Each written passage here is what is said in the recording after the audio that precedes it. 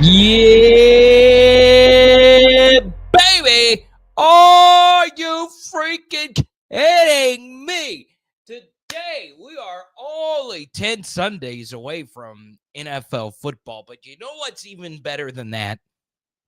It's even a lesser amount of time before the real football. I like both. College football gets going. And for me, as a big Peyton Manning fan, the true start of football season is a Manning Passing Academy. It was a joyous weekend. Obviously, a few years ago, I remember seeing Jayden Daniels throw at the Manning Passing Academy, and he was kind of the story. I mean, he was throwing dimes left and right. He looked like a different person, and that was really the first kind of sort of public time that we saw Jayden after he put all that work in the offseason, working out with CJ Stroud and Bryce Young. And boy, did he look good. But boy, oh boy, Garrett Nussmeier made some headway doing the sponsorship with Canes. Obviously, Garrett himself being a Louisiana native, and then, of course, Arch being a Louisiana native. They roomed together at the Manning Passing Academy. And, well, Garrett reiterated what his coach said over the weekend. And I want you to listen really closely because my tweet got 52,000 views, which is crazy because I only have 4,000 followers on Twitter. I want you to listen to what Garrett had to say about this year's roster. Coach Kelly has said this is the most talented roster he's had. You've been there the whole time. How do you feel about the roster and just the team overall? Well, he's not lying. It's definitely the most talented roster that I've been a part of at LSU. It's the closest team I've been a part of at LSU from top to the bottom of the roster. And so it's very exciting. You know, like I said earlier, there's a lot of expectations for us. We accept those expectations. And I think that not only is there an expectation for us from the outside, but there's also an expectation for us from within. Obviously, Are you kidding me? You guys know I love Garrett Nussmeier. But he said, definitely, this is the best roster he has seen since he's been at LSU. And obviously, since he has been at LSU, he was there year one with Ed Orgeron, who also made headway for essentially stripping at a wedding reception. You can go to my Twitter account and you can see the video for yourself. I kind of have to play it now, so I'll go ahead and play it. Why not? For you YouTubers. And once again, if you're listening to iTunes, Spotify, all that good stuff, there you go. I cannot play the audio because it will get me demonetized. But there you go. Ed Orgeron taking his shirt off in the middle of the dance floor and just ripping that bad boy off. No Rady Baker in attendance. Normally he's outside basking in the sun. I'll save my thoughts on that as someone that works in the wedding industry myself. But look, you could see my full opinion on Patreon on if, and I went position by position, player by player, on who I think has a better roster, 2023 LSU or 2025 LSU, because I think you'd have to choose between that one.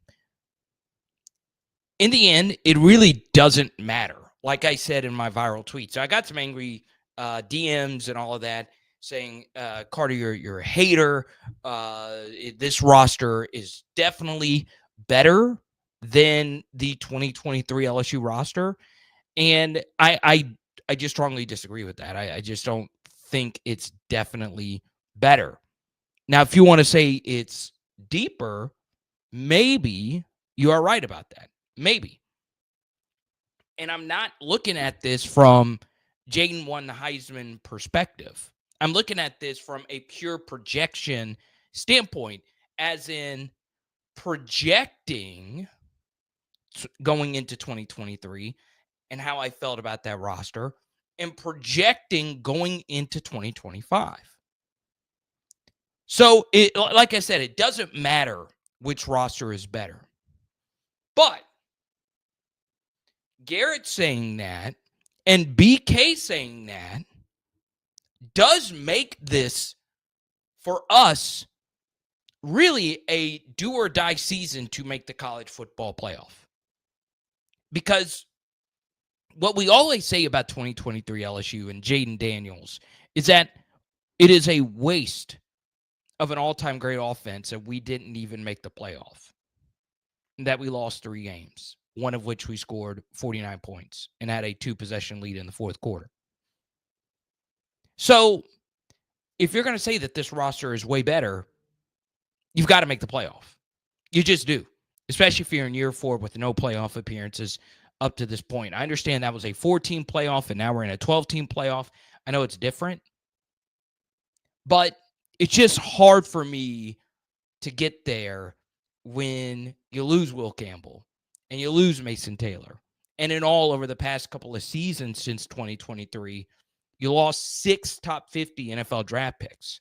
But what I would say, and I said this when Brian Kelly said what he said a few weeks ago, is that the gap from the 2022 to 2023 roster does not come close to how much better this roster is than last year's roster.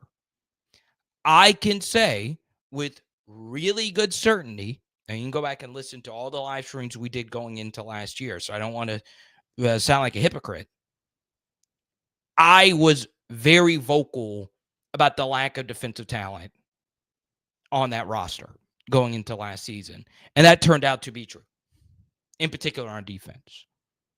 What I didn't expect, though, was the offensive line struggling as much as it did and running the football and all of that.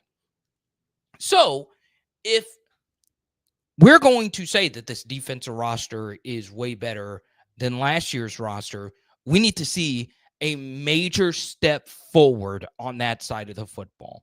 And if you're going to say that this roster is way better, we have got to see a step forward in the right direction to a college football playoff. All right. Because look, I think a lot of you would view what happened in 2024 very similar to what happened in 2022, where we won quite a few games. Luckily, we got a lot of good close game luck. And in particular, we were very good in the clutch. So back in 2022, the road game versus Auburn. Still have no idea how we won that game, but we won the game thanks to an amazing play by Greg Brooks at the end and an even better play by Ojulari and Jay Ward early in the game. There were some other games that Mississippi State that same season. Once again, it was only week 3 of the BK era, but we found a way to get it done. And then last year, of course, South Carolina and Ole Miss. We've talked about the post-game win expectancy.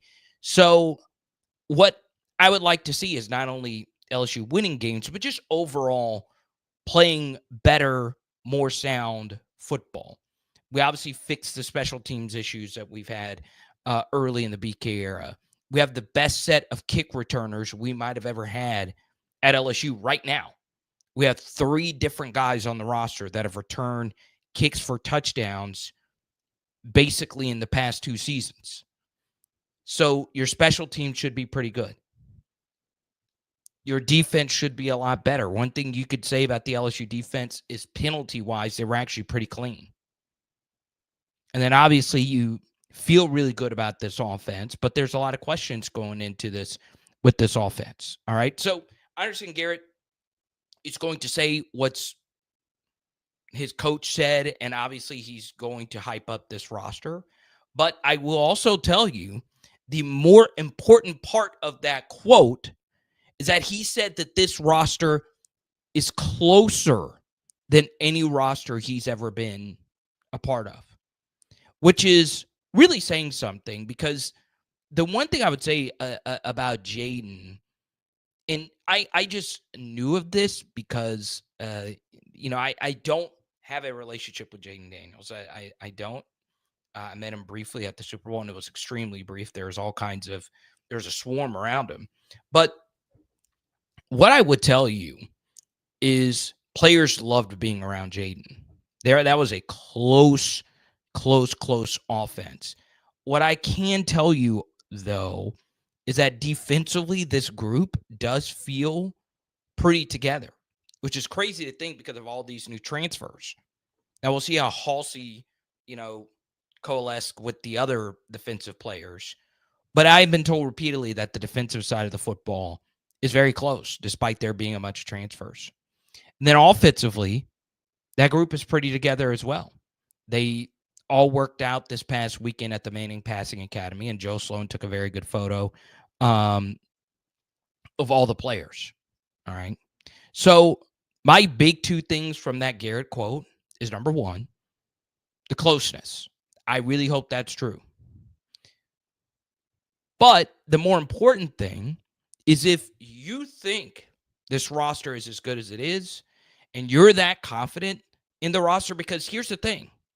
Brian Kelly has said in years past, and he has been honest with the media for the most part. There are a lot of coaches who are not honest with the media at all. BK is more honest than probably most of the coaches you will hear from a podium. He has said in years past, hey, pump the brakes on this team. Pump the brakes on this roster. He has said that. That has not been the case this offseason. That has not been the case. And he's even set his own standards and not lived up to them already, saying, hey, by year 3, you'll see what this team is all about. So if you're going to say, hey, 2025, this team is better, is best roster I've ever put together, that we've ever put together, that our NIL put together, let's see it. Okay? Now, Cliff says they have to say that. That's true. Now, it's true. Every athlete's going to say, I'm in the best shape of my life. The good news about that cliche is that you don't hear that in college football, because every athlete is in the best shape of their life, technically, because you're in college, right? You're always going to be in the prime of your athletic career. You're never going to be in the downturn at 24, unless you have like 5 ACL surgeries. Okay.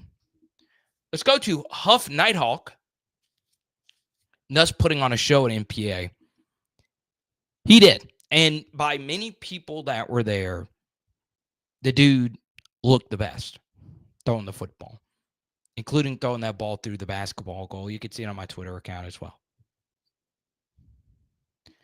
Gerard Guillory says the 2023 roster was terrible on the defensive side of the football. Disagree. It was not a terrible roster. Last year's roster, yeah, sure. But remember, we're talking about going into the season. Projections-wise, most felt comfortable, including myself, about the 2023 roster.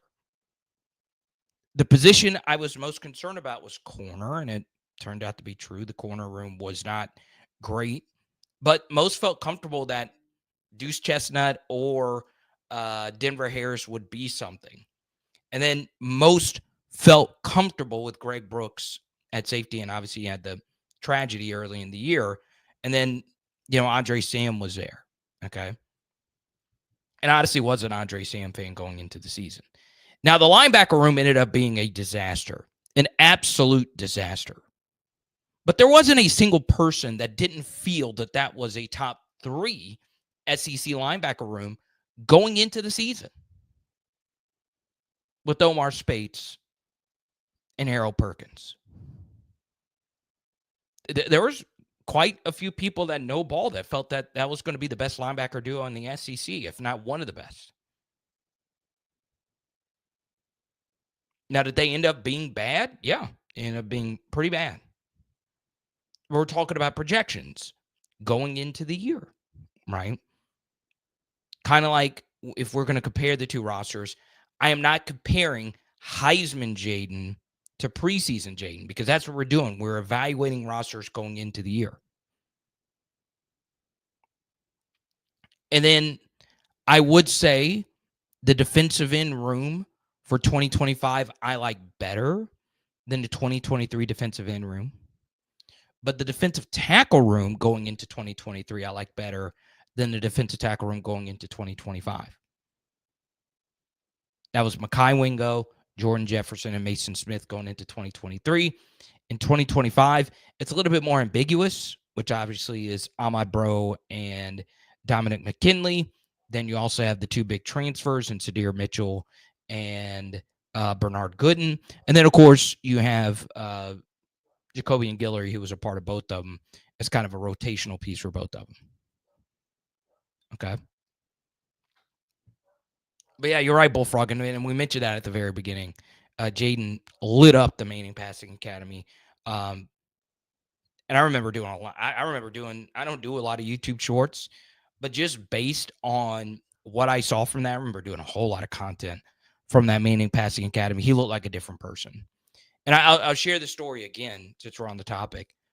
So every year they do a huge card show called the National. All right. So what I went to this last weekend wasn't the National, it was Fanatics Fest in New York City. But the National is like a big card collecting convention, and Fanatics Fest wasn't around then. And I got a call right when I landed in Chicago because Jaden was doing some event, and I was going to try and go to it. I didn't know about it until like it was already too late, and I landed. And one of Jaden's inner circle called me and said, "Carter, I'm just letting you know this season is going to be a movie." And I was like, okay, cool. I get that all the time. I'm speaking to a player's parent for this year's team tomorrow. I get that all the time. Hey, this guy is going to show out. Watch out. And he was like, no, he is different. There's not a single person that has worked harder on his craft than Jaden going into 2023. He swore up and down. He was like, Carter, you're going to be talking about him like Bryce and CJ because there was videos of him, Bryce, CJ, and it happened. It happened. And I've shared plenty of times. I am always skeptical of that. Right? I always take it with a grain of salt. Because if I was a player's parent or cousin or friend or whatever, I'm going to gas my guy up. But he was like, Carter, I'm telling you. And he's still a big supporter of the channel. In fact, I talked to him this week, even though obviously Jaden's with Washington, and now he supports me more watching the Commander stuff that I do on Power Hour NFL. But point being, Jaden at that Manning Passing Academy, I watched videos. I was like, you could see it. You could see it. Okay? You could see it. Now, I also think the one thing people underrate about 2023, and it ended up not being that big of a deal because, you know, Jaden is probably the best quarterback you can have to play behind a bad offensive line. But going into that season, we felt so comfortable about the LSU offensive line. Now, I didn't feel comfortable about them versus Florida State, which made a lot of people feel that I was negative about them going into that game. I just didn't like that matchup for us. But, you know, going into 2023, we freaking knew Will Campbell was going to be a freaking stud. The dude got the number 7 uniform. I knew a gazillion % he was going to be a superstar. A gazillion %. Which offensive lineman do you know will be half as good as Will Campbell next year? You don't. How many on this year's offensive line do you think will be better than Garrett Dellinger or Miles Frazier or Emory Jones? Obviously, Charles Turner going into his first full year as the guy that was the dude at center. So I will give you that the LSU secondary going into 2025 is better than that of the secondary going into 2023. I'll give you that. But offensive line, you can't hide it. Can't hide it at all. All right. Now,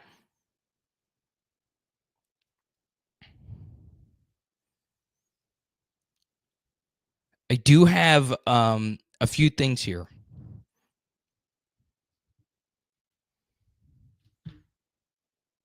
And I know a lot of you don't like talking about this now, especially in the NIL era, and because of what happened with Bryce Underwood. Hayes Fawcett just put this out there. LSU is about to shoot up the 2026 recruiting rankings. Okay. And before I get to that, Bullfrog says, I'm taking Josh Thompson over Frazier and Dellinger. I'm probably with you on that. I like Josh Thompson a lot. Now, I don't know Josh that well, but, I've watched a decent amount of him in Northwestern. He's a good football player. He's a really good football player. I would be shocked if he is not good. And I also think he's the best LSU offensive lineman on this team. Now, who I would pick number 2 is a little too controversial, a little too hot of a take. So I won't share who I would put as the second best offensive lineman on this team right now. But there you go.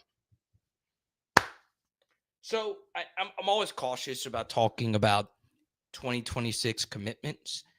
I do know of one that LSU does feel pretty good, and he has a 5-star defensive end. His name is Trenton Henderson. He's a really good pass rusher who Michigan recruited really hard, Florida recruited really hard, and so on and so on and so on. But a lot of the Florida guys were saying, hey, it's looking like LSU. LSU really wants him. Once again, it falls on a lot of deaf ears on this channel, which is fine. But the kid can play. I watched him today. I'm always a little worried about ends that for about more than half of their snaps play in a 2-point stance.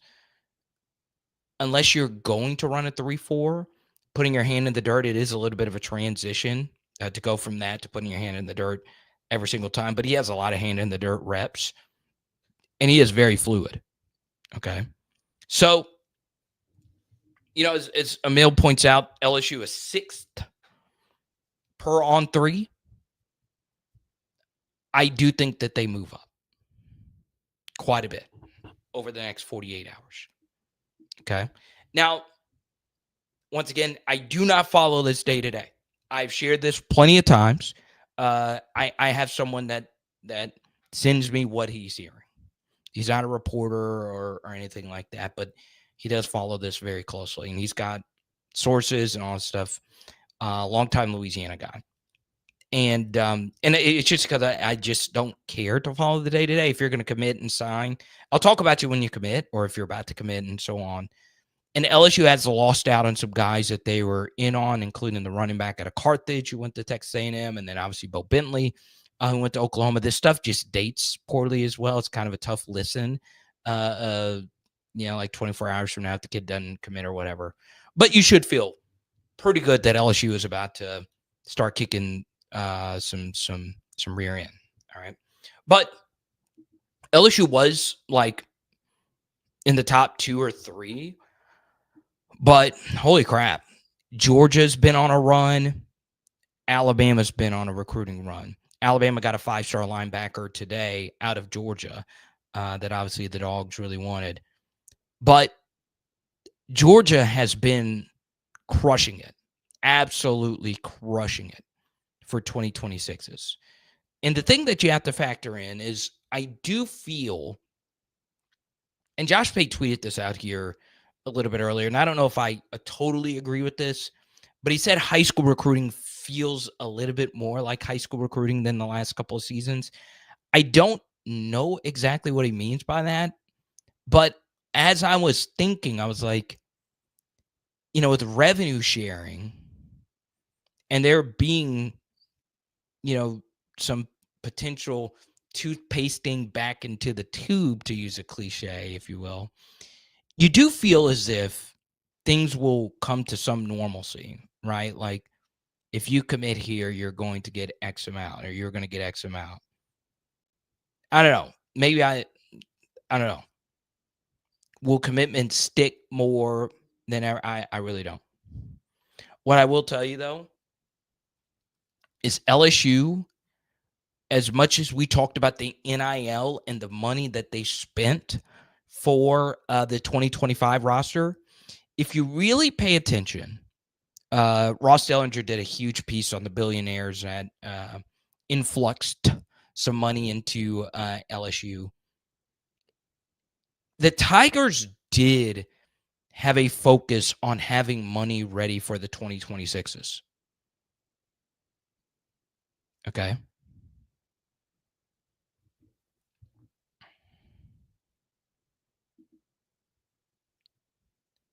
Do you not think that winning the recruiting battle in July is kind of premature?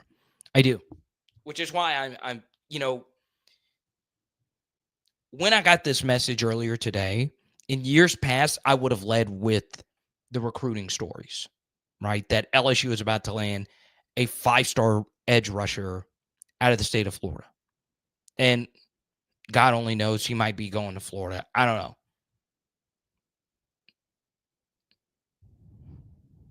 But I just don't know how many more times I can deal with leading with something that will break a lot of my fans' hearts, which is why I wanted to start tonight's show. And I really wasn't going to do a whole lot of recruiting, but I was going to start tonight's show with like the actual football. All right.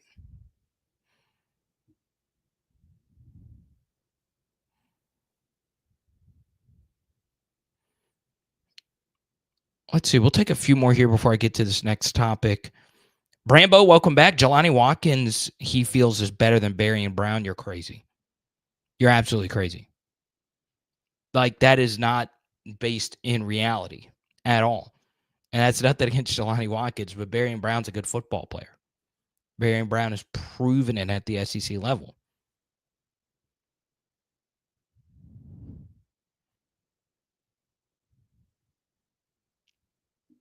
Jelani Watkins does beat him in a race, though.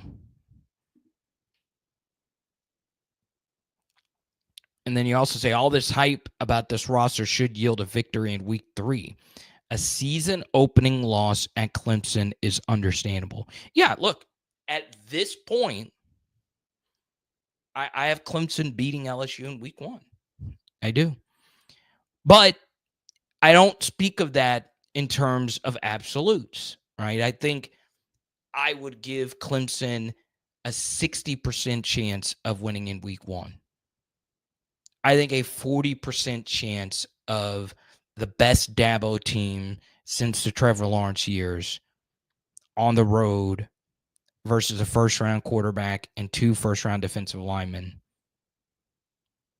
I think you take that chance every day. And then you can get into your own conversations of scheduling weaker opposition in the non-conference or not scheduling a difficult season opener. And look, Garrett did another interview with On 3 saying that they're not dodging the 5 consecutive loss thing. They know in the building that it's a big deal. I did an interview earlier today with Tanisha. She is a YouTuber, and she reached out to me. She's based in Austin, Texas. I don't know when it's coming out. And she said, Carter, which game on LSU's schedule do fans want to win the most? And if it meant LSU would lose 2 games just to win that one versus Clemson, they would probably take it. I'm serious. Like, that sounds like hyperbole, but especially considering it's a non-conference game, and no matter what happens, this game won't come nearly as close in terms of importance to the last time LSU played Clemson. But for a lot of LSU fans, it feels like the most important game. One thing I will say that's made a major difference between LSU going into Clemson many moons ago in 2019, or technically 2020, is that I felt pretty confident that Joe Burrow was going to find a way to win that game. Whereas going into this matchup, you don't know really a damn thing about either of these rosters outside of the best players really being dudes. Okay.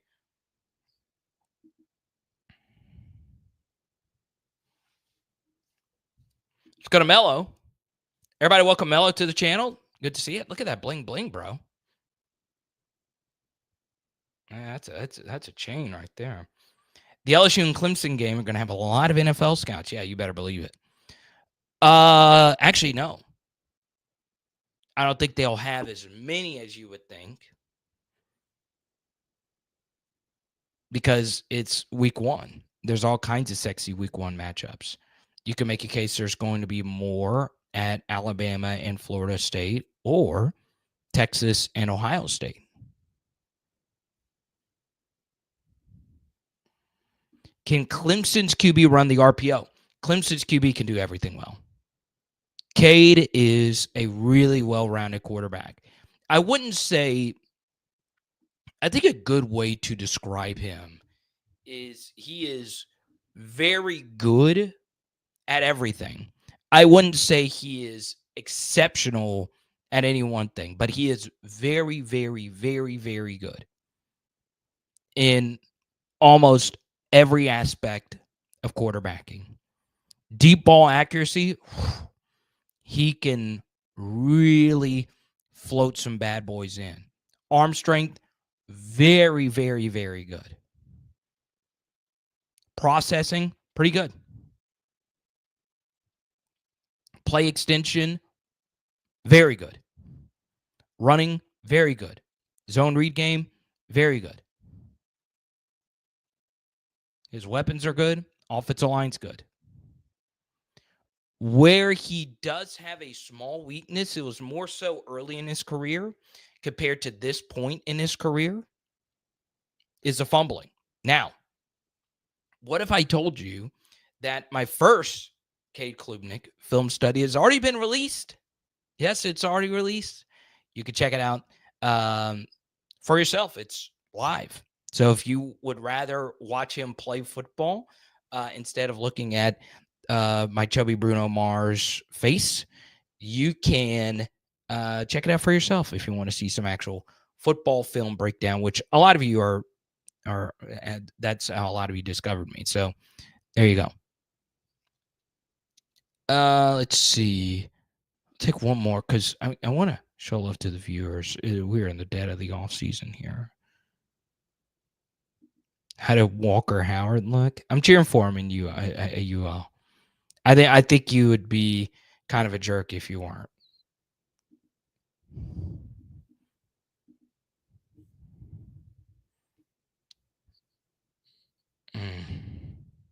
Now,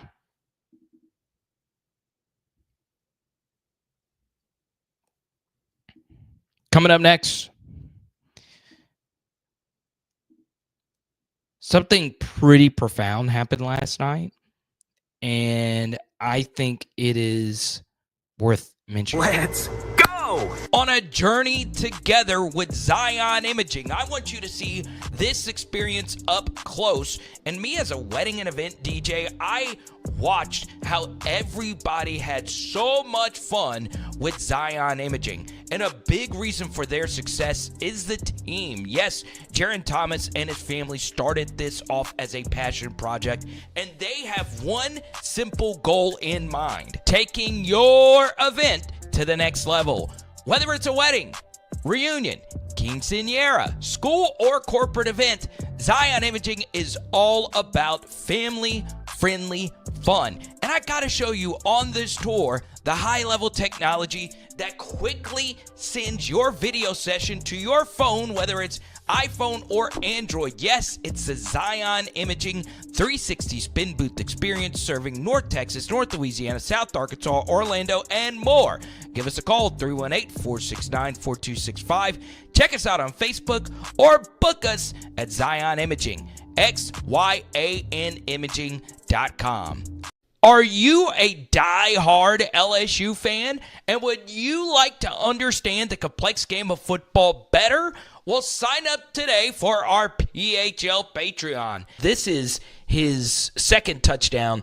Counter G while you're pulling the guard. We dive deep on recruiting and the transfer portal at a level that you have never seen before. Film breakdowns from so many different angles, and my personal favorites, oh yeah, the analytics, baby. I like to get nerdy. We take a look at cutting-edge statistics that help all of us understand LSU football even better. And guess what? Every new sign-up gets a Joe Burrow card in the mail for free. But we got to save the best for last. Our private Discord community of LSU fans from around the globe. Sign up today. patreon.com/LSU football, and put your name on our wall of patrons. Special thanks to everybody who's on here. Let's freaking go. When I took over, we were 3-8. And I always tell the story that, you know, we'd just gone 10-2 at Michigan State, and I was disappointed in our administration there because of their lack of commitment to what we wanted to accomplish and what we wanted to do. So I was interested in the LSU job.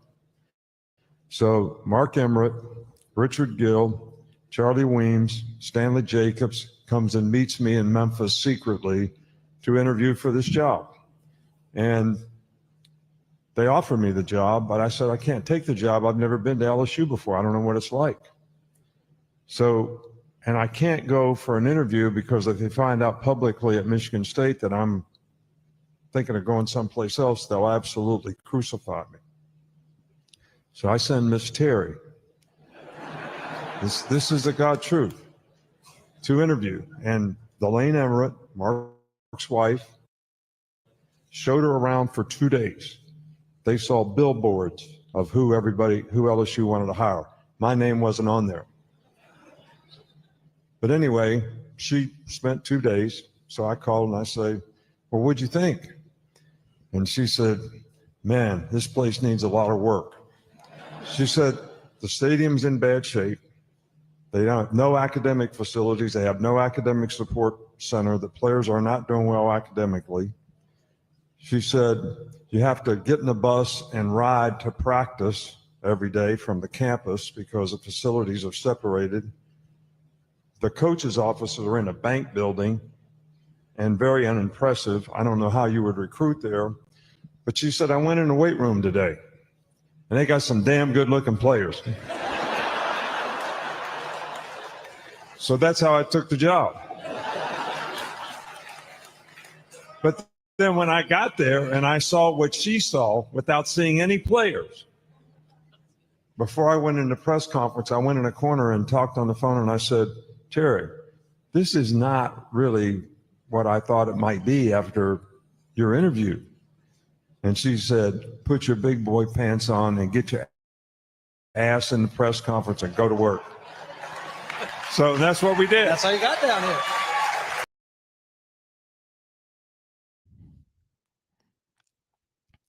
Crazy story. And I've heard it before.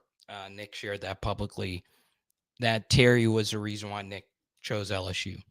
And so he's not just, obviously he's not just making that up.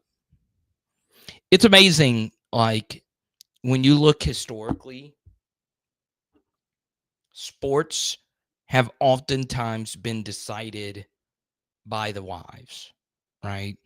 Obviously, a pretty big example was Marcus Freeman. You know, there was quite a few reports that he was going to LSU, picks Notre Dame, partially because his wife, devout Catholic and Midwestern.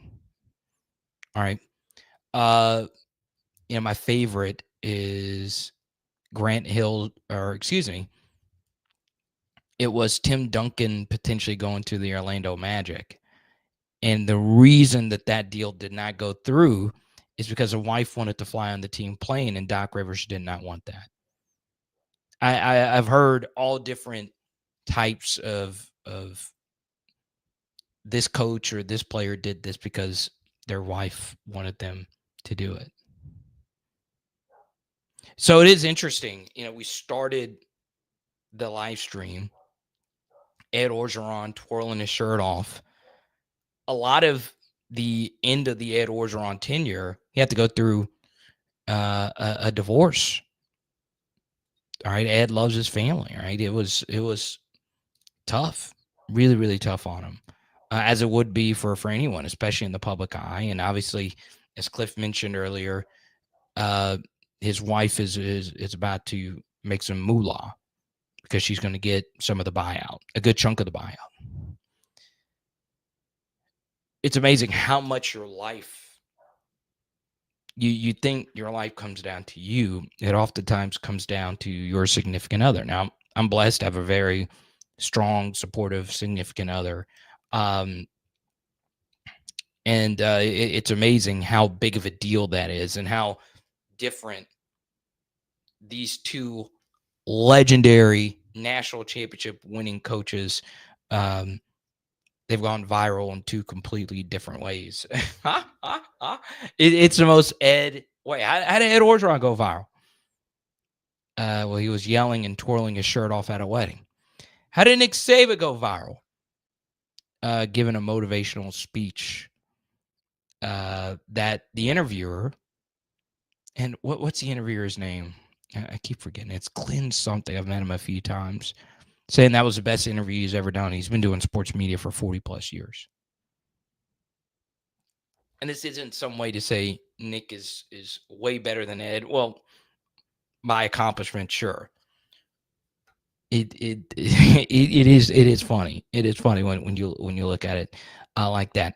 But Nick went into the Hall of Fame, as did Andrew Whitworth, as did many others. Glenn Guilbeau. It was funny seeing Glenn Guilbeau getting inducted into the same Hall of Fame as Nick Saban. That's always Guilbeau's going to tell that story for the end of mankind. I would too.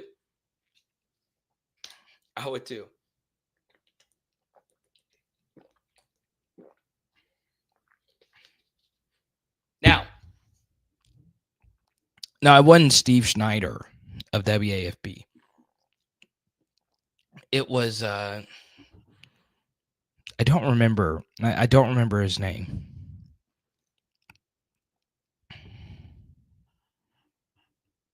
Let's go to Cliff. He says, "Why am I so high on Jack Pyburn?" All right, so I feel like I should address this because obviously Blake Ruffino, I clipped this and it got passed around a little bit. How high Blake is on Trades Green, right? And I'm not as high on Trades Green. Like Blake is super high. He says Trades Green is the best player on this team. I do not agree with that. Okay. I do think Trades Green's going to have a very good season. I am super high on Jack Pyburn. Really, really, really high. For a few reasons. The first is, yes, he has not produced at an extremely high level at all at Florida. But what happened at Florida? Well, the first thing is he was in a very loaded defensive end room his entire tenure at Florida. Caleb Banks will be, and he's more of a tackle type, but Sapp is there. I mean, there's a lot of really good ends at Florida. And when you're in a loaded room where it's tough to get every down snaps and you kind of play one type of role, you feel limited.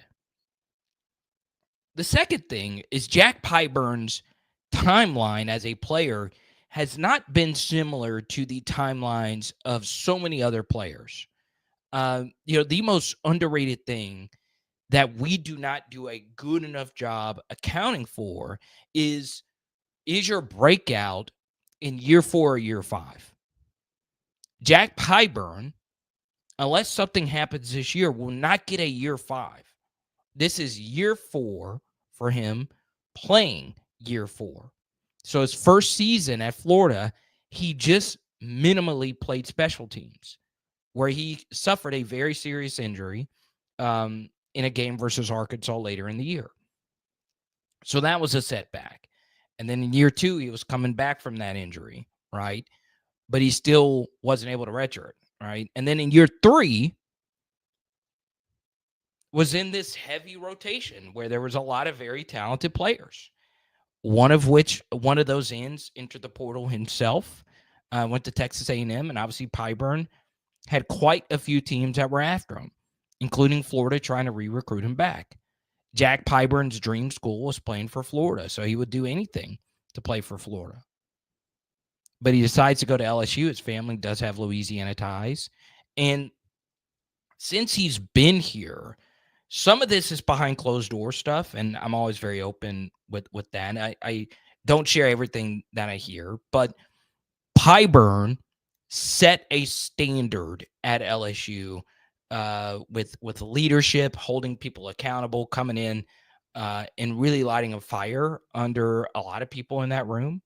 The second thing that was very interesting since he's been at LSU is he dominated practices, like flat out dominated. Now, that could be one of two things. The first is, he's not doing this versus Will Campbell and Emory Jones. He's doing this versus new offensive tackles trying to earn starters reps. And some of those guys are young, right? Jack Pyburn is a year 4 player. Weston Davis is a year 2 player. Tyree Adams is a year 3 player. So he was, based on what I heard, the best defensive player throughout spring.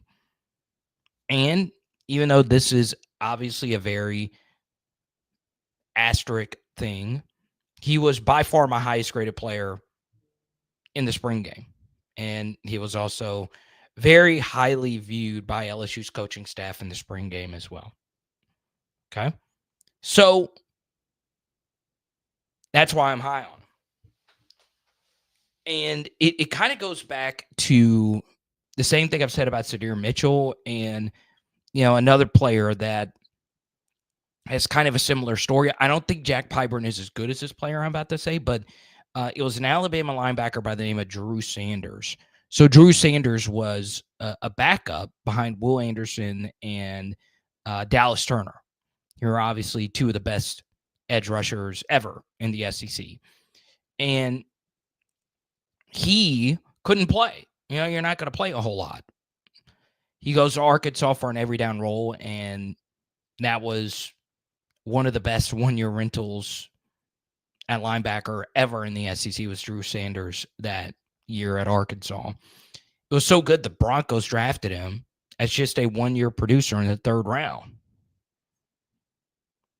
So was Drew Sanders bad? No, he was just in a weird, loaded room. Okay? So that's why I'm higher than most on Jack Pyburn.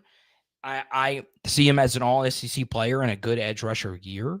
It's a lot harder to make all-SEC with 2 extra teams being in the conference, both of which are good historical programs in Oklahoma and Texas. So being all-SEC is particularly difficult, especially with Texas being in there, knowing how good Texas defensive lines have been in the Steve Sarkisian era. So I am very much in on the Jack Pyburn hype train.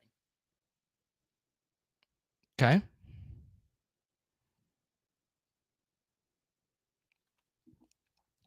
Let's see. Bama is the game you want to win the most. Okay. Now, next 5 to 10 minutes, we'll answer as many as we possibly can. Important scheduling note. On Tuesday night, we will have a new guest on PHL. Played college football in the ACC. And what's very interesting is throughout my media career, he is still in the top 10 of all-time guest appearances on programs that I have hosted. So even though this is his first debut appearance, this guy he was on my radio show every week when I was a student at LSU all the way up until now. So you don't want to miss that. He's a national media member, a very successful one at that. And if anyone knows how to break down Clemson in the Dabo era, it is a college football player who played at North Carolina, who played defense at North Carolina and hates Clemson. I don't know if he hates Clemson, but still, you want to tune in Tuesday. You don't want to miss this. Bullfrog says Nick Saban wants to come back. Every single coach that's retired wants to come back. Or there is a piece of them that wants to come back.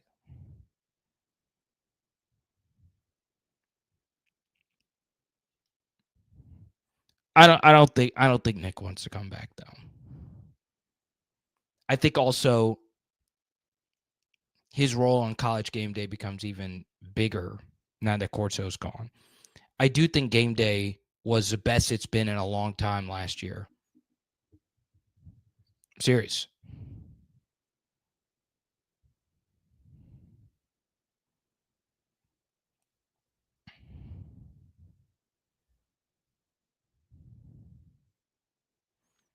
Let's take a few more.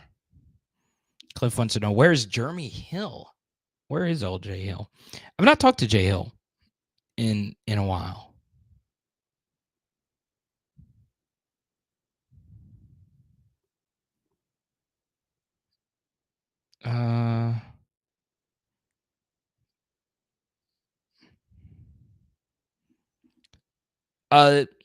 On this topic, I highly recommend you go check out my buddy Shehan Jayaraja. He just did a really good piece on Texas Tech that he spent 3 months writing. He literally lived in Lubbock to write this story. And Cody Campbell is his name, I believe. He was the one that was appointed by Trump, or not appointed, but he was rumored. I don't really know what exactly happened, but him and Nick Saban were the overseers of the new age of college football, allegedly. This is a very powerful billionaire who is the guy funding Texas Tech. And it's a long piece. I've not read it in its entirety, even though Shehan's a really good friend of mine. But I've read half of it, and it's really good. It teaches you a little bit of how like Texas oil and energy money works. We have a lot of viewers in Texas. I know Texas has its own energy grid, and it always gets weird when an ice is over and Ted Cruz flies to Cancun, which is ironic because I was almost on the same flight with Ted Cruz this past weekend. Let's go to Chance. I'm having LSU baseball withdrawals. I am too. And part of it, Chance, isn't so much the baseball. It's like how lovable that team was and how lovable Jay Johnson is in interviews, right? Let's go to Alexander. Angel Reese, 24, 16, and 7 today. Here's my problem with Angel Reese playing well. And I know she doesn't give a shit. But my problem is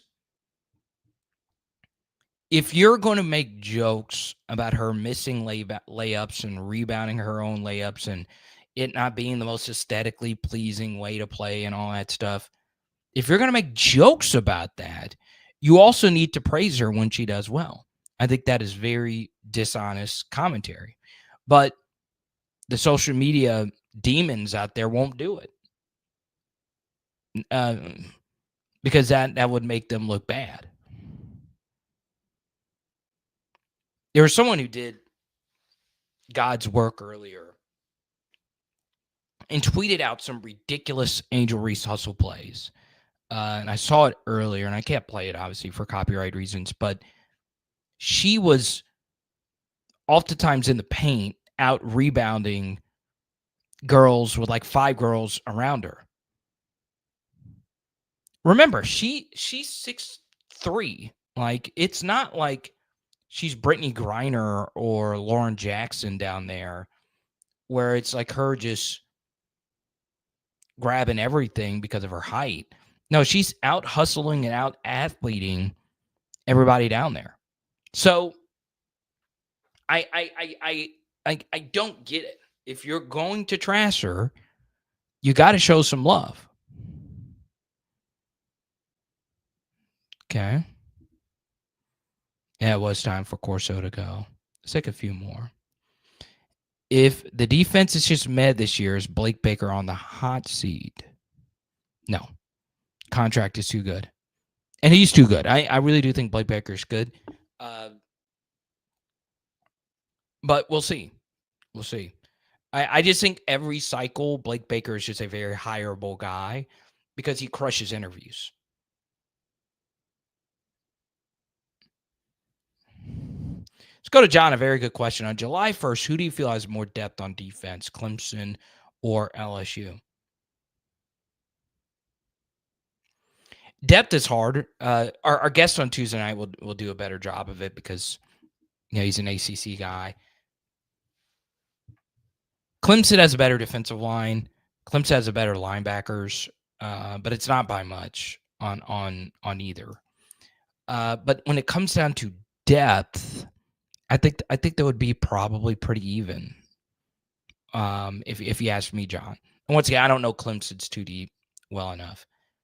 I will say so much focus is on Parker, 11-3 essentially. I'm drawing a blank here.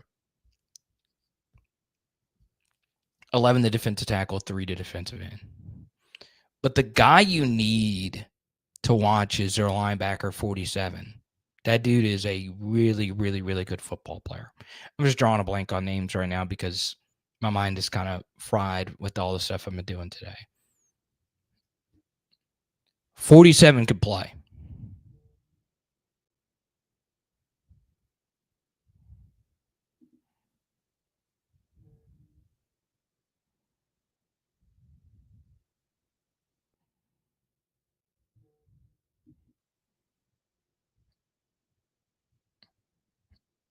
Overvalues Clemson's performance against Texas. Well, defensively, they were not good versus Texas. You can run on them. Here's the thing. Caden Durham is very similar to Jaden Blue in terms of their body type, skill set. Durham's a really good receiver out of the backfield. So much focus is on Garrett. I really do think Caden Durham could be the guy that beats Clemson. I really do think so. Because Clemson is going to force a non-Garrett Nussmeier person to beat them.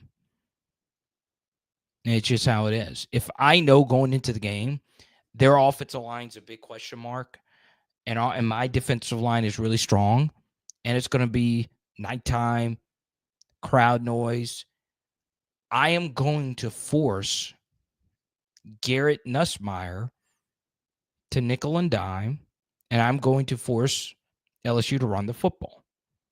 All right? So it's going to be a big Caden Durham day. And if you can't block him in the run game, throws to the running backs out of the backfield can be an extension of your run game. Yeah, I got a few on my Twitter account, Bullfrog, if you want to check it out at Power Hour LSU. So there you go. All right, that'll do it for me on a glorious Sunday. Don't forget, Tuesday night, you're going to absolutely positively love our guest. He is sensational. Okay. We'll talk to you soon. It is Power Hour LSU. Boom! Tonight! Oh, we're doing ribeyes. Let's go.